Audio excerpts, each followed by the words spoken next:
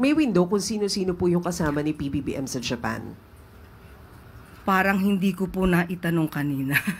Maliit lang po ang mga kasama. Maliit lang po yung delegado na kasama po ng Pangulo. At bibigyan ko po kay Natalia kapag nabigyan po ako. Hindi ko po nahingi.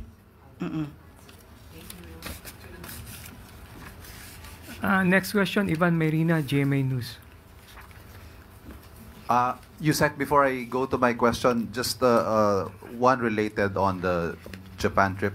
Bakit ho kaya na-withhold itong mga information na to na tungkol sa detalye ng trip ng Pangulo? Wala I po. mean, we weren't told about it until today that you said na nakaalis na po.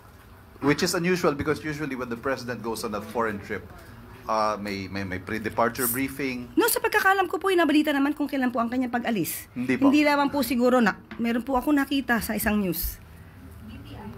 Kung saan po, nakapagbigay ng impormasyon. Opo, coming meron from naman DTI, po. but not officially from Malacanang. Hindi po siguro pa ako natanong. Ngayon lang.